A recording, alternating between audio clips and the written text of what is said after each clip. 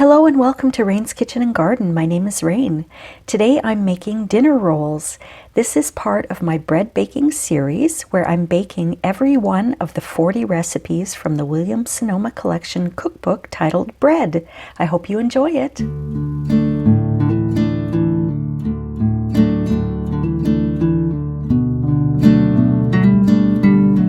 Let's make some dinner rolls. I'm actually making half of this recipe. This recipe is going to make 18 rolls for me. The original recipe says it makes 36 rolls, but I thought that might be a little too much for me, so I've halved it. But I will include a link in the description below of the original recipe, as well as my version of the recipe. So the first thing I have here is some warm water. I have 2 3/4 tablespoons or 38 mils of warm water. And I've heated that up to 105 to 115 Fahrenheit. That's 40 to 46 Celsius. I have some active dry yeast, 1 3/4 teaspoons, that's 6 grams. And I'm going to really gently sprinkle that into my warm water. I don't want to throw it all in because it'll turn into a big clump. So I'm just sprinkling it all in. And I have a pinch of brown sugar. I'm going to mix that all up with my fork.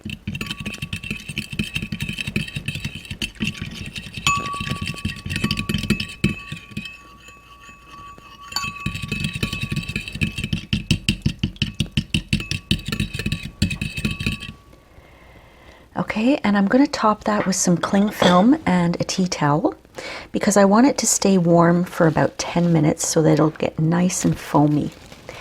If after 10 minutes you check your yeast and it's not foamy, then your yeast is probably not good. And I would suggest starting over with fresh yeast because your bread won't rise. So let's check that in 10 minutes. Okay, let's check our yeast. It should be nice and foamy, which it is.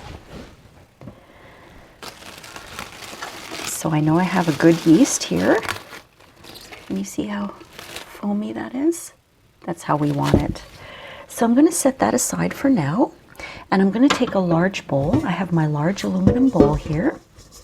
Try to make it in the center so you guys can see. Let me push that down. It always makes that noise.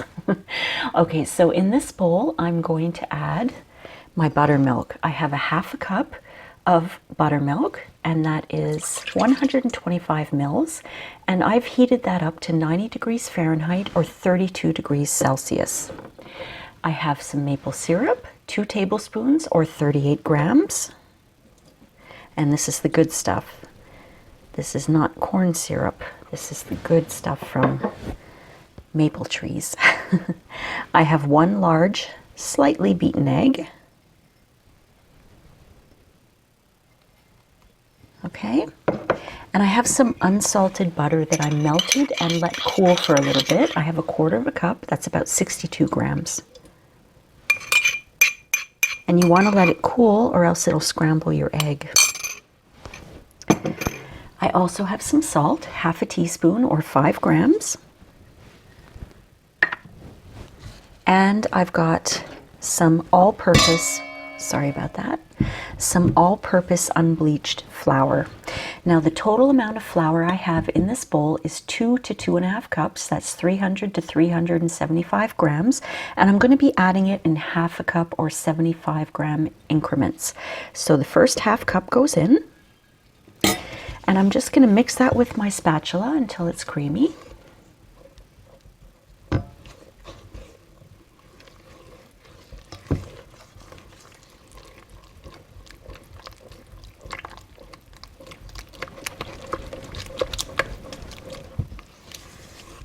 Don't forget to scrape down your bowl once in a while.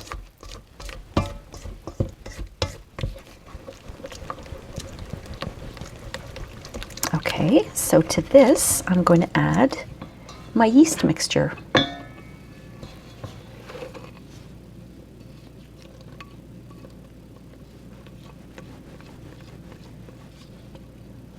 I'm going to mix all that up.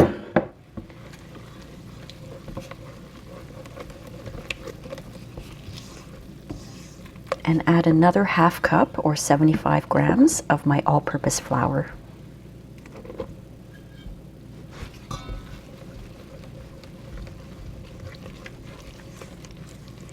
I'm mixing that well.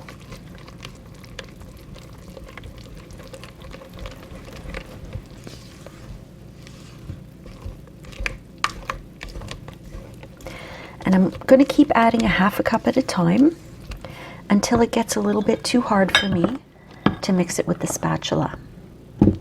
And when that happens, I'm going to turn my dough out onto my surface and start kneading it.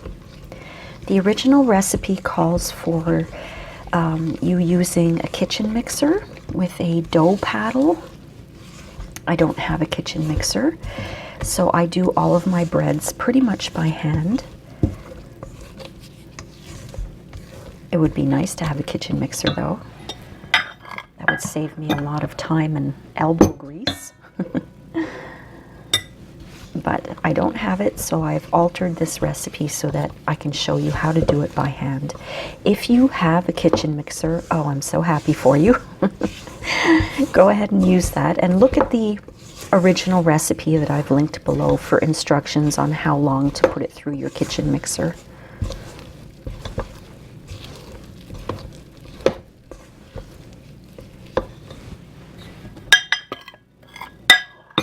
Sorry for all the banging, my friends.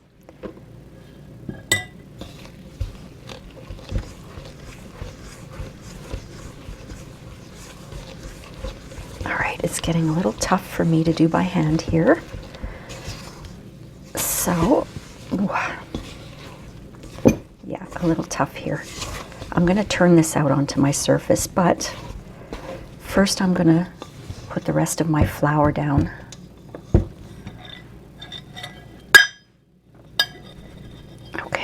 And I've got some extra all-purpose flour on the side just in case I need it. Okay, let me turn that dough out.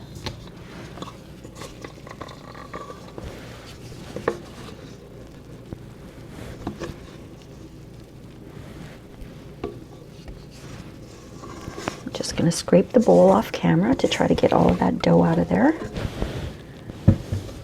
And before my hands get too filled with flour and dough, I'm going to take my bowl and I'm just going to pour a little bit of light tasting olive oil in there, because we're going to put the dough back into the big bowl so that it can rise there. All right, so I've got, like I said, I've got some all-purpose flour on the side in case I need it. I'm just going to flour up my hands. I'm going to be kneading this dough just until it's all incorporated, because I want a nice, soft, smooth, springy dough. I'm not looking for the consistency of a bread dough, so I'm not going to be kneading it for 10 minutes. Really just anywhere from 3 to 4 minutes to make sure that it's all incorporated and smooth and springy.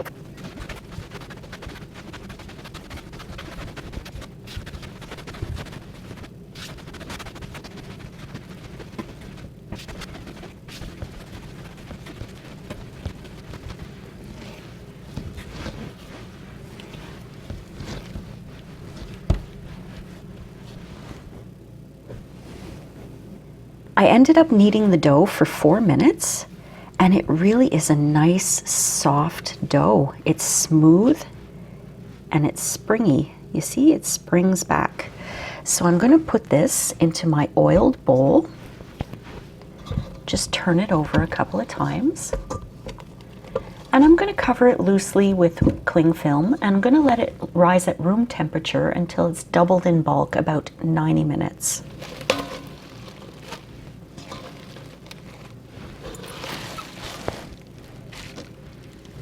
Well, it's been just over 90 minutes and my dough has definitely doubled in size, so it's ready for the next step. I'm just going to put this aside for now. What I've done is I've buttered a round pan. Now, the original recipe calls for 8-inch round pans. I didn't have one, but I have a 9-inch round pan, so I've buttered that. And I'm going to take a little bit of flour and just put some flour on my surface here. and turn my dough out onto my floured surface. Just plops right out. Now we're going to roll this into a 10-inch roll. That's about 45 centimeters. I guess you could call it a rope. It's almost 10 inches now. See, this is what I love about this baking mat. It's got measurements on it, so it makes it easy. Here's the 10 and here's the 10. So I know that I need a rope about this long, and see, it's almost that size already. So I'm just going to make it slightly longer and then kind of push it in. It's a little longer than 10 inches, but that's okay. So I have my little kitchen ruler here. I want to divide this into 3 because we're doing 18. So 18 divided by 3 is 6 for each one. So if I look in centimeters, because it's easier for me, I've got 24 centimeters here. So 24 divided by 3 is 8. So I'm going to make a little mark here at the 8 and a little mark at the 16. Okay? This is another nice little gadget. I got this at the hardware store. It's for plaster, I think, but it works so well to cut dough. So I'm cutting this in 3. It's very buttery. And for each one of these, I want 6, right? 6 times 3 is 18. So this I'm going to divide in 2 again. Or I can, yeah, I'm going to divide it in 2. And each one of these is going to be divided into 3. And if you want to get really, really technical, you can take out your kitchen scale and measure the grams and do it that way. But I'm just going to eyeball it. Okay, so I've got 3 here already, and I'm going to do the same thing with the rest. These half pieces are going to be divided into 3. And these larger pieces into 6. So first into 2, and then into 3.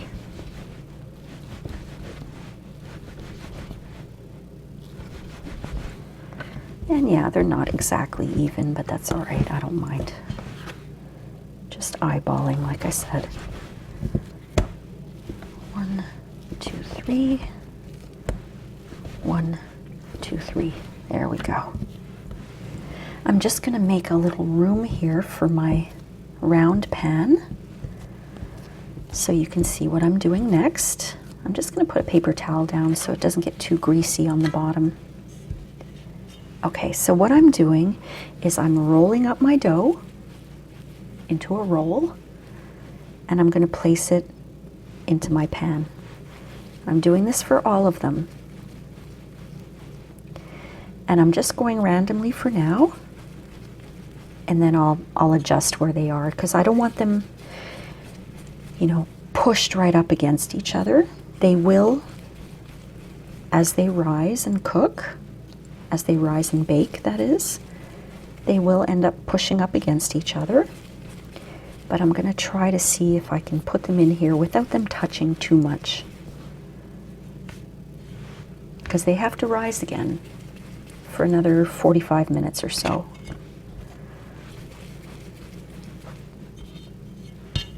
Let's see how we can fit everything in here. I love this so much. Every time I used to see photos of dinner rolls baked this way, I always thought it looked so delicious, like really comfort food, you know. Always wanted to try doing these, and I've never done them before. One time I made potato rolls. I guess they were kind of like this, but they were made with potatoes. Those were really good too. Very, very heavy though. Heavy digesting. All right, I have 2 more, so I'm going to have to start making a little bit of room here. So you see they are going to be touching. 1 left. Oh, this is a big one. This one's not even, but that's all right. That one will go in the middle. There we go. I'm just going to leave it like that. Take my cling film, stick that on top, and let it sit for 45 minutes until the dough gets a little more puffy and risen. I'm going to put a tea towel over it to keep it nice and warm. Well, I let my dinner rolls sit for about an hour. I was making some soup to go with them, and I kind of forgot a little bit about the 45-minute mark, but we're going to take a look at them. They have definitely puffed up, and they've squished together. Look at that. So they're ready to go into the oven. I preheated my oven to 375 degrees Fahrenheit. That's 190 degrees Celsius, or gas mark 5. And I'm going to bake these anywhere between 18 to 20 minutes until they're a light golden brown on top. My dinner rolls are ready. They were in the oven for the full 23 minutes, and look at, they have a nice golden brown on the top. I'm going to let these cool a little bit in the pans, and maybe in about 5 minutes I'm going to dump these onto the cooling rack and leave them to cool for maybe another 5 minutes, and then I'm going to cut them up and serve them.